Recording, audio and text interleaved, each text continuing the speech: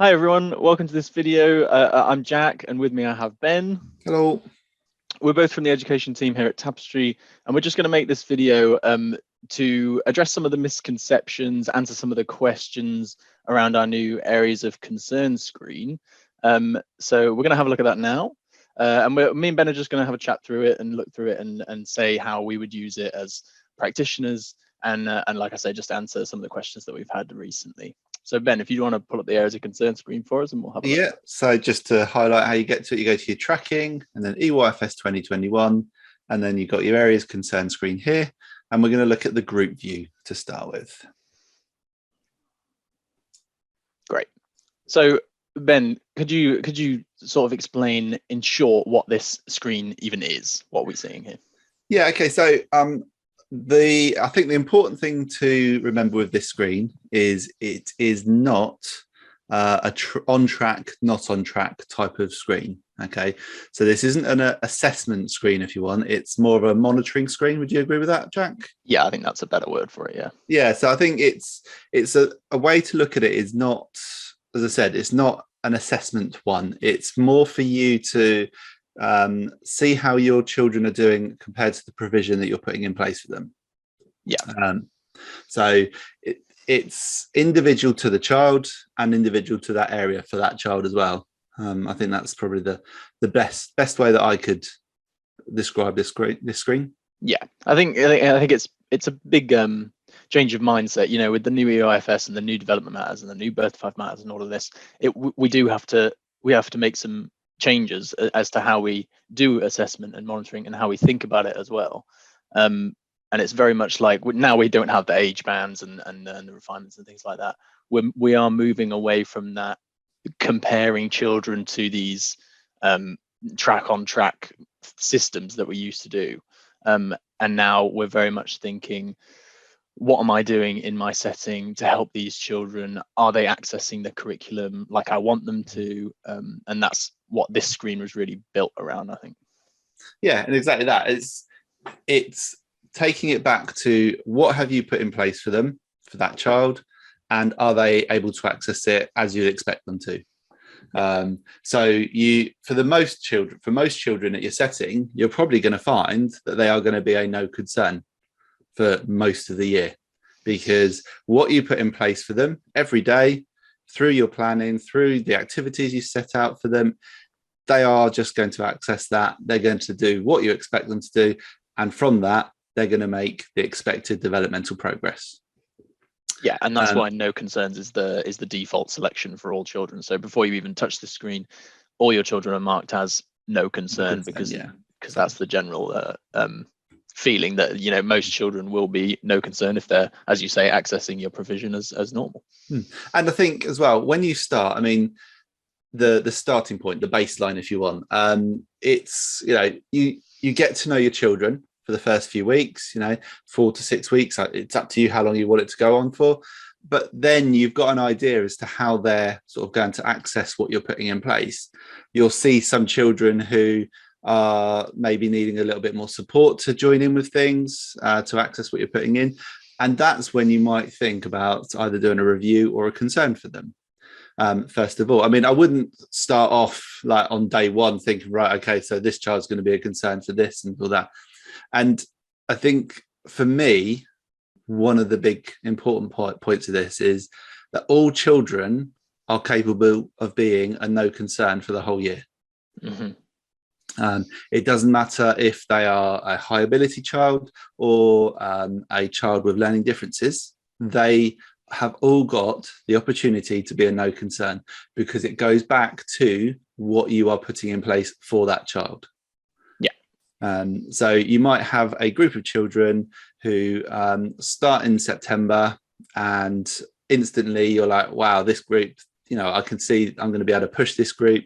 I'm going to really get, you know, really help them get a deeper understanding of what I'm putting in place for them and everything.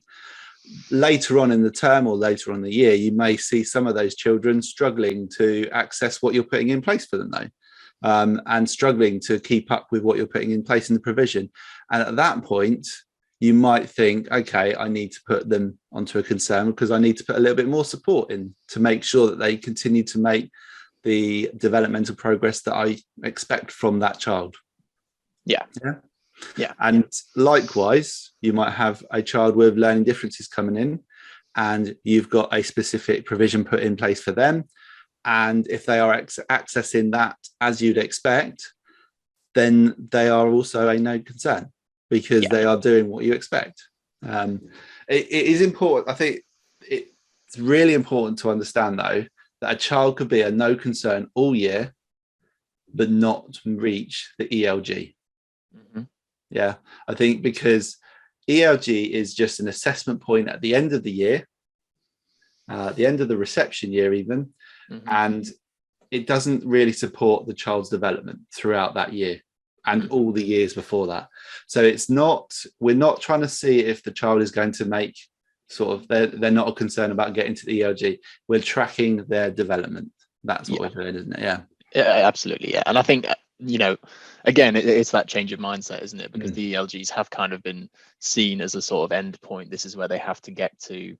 But again, if you use that mentality, that's just falling back on the on track, not on track system, which we're trying to really move away from, because it's not helpful for those children who have to access a different provision at a different time, things like that. Yeah, and also it's just a way of making sure that you're able to spot those children that need that support really quickly. If you get the developmental stages right throughout their time with you, the chances are most will reach the ELGs anyway. That's the reality of it. So, and just let's quickly run through how it works. I mean, how would you see it working, Jack? I mean, if we take Abby to start with, is there, if you put something into place, would you go straight to concerns, or would you look to go to review first? So there are already no concerns. Yep. So if I've got to know the child, so we're like 6 weeks in, maybe, I've seen how Abby's doing communication language. It really, again, this is where it comes down to your professional knowledge and your knowledge of the child. If what you're doing for every child, Abby's not quite accessing that as you think she should be able to, then I could put them as concern to start with. And then me marking that as a concern is a sort of prompt for me. It's to say, right, now I can look at this more specifically. I can look at my communication language provision for Abby specifically. I can have a look at the observations down there. If you click that blue link, that'll bring up the observations I've already made for Abby in this area. I can review that. I can go and talk to other people, maybe outside professionals, maybe the parents, get some more insight, talk to Abby a bit more. And then I can start planning some other activities or provision for Abby to help in this specific area.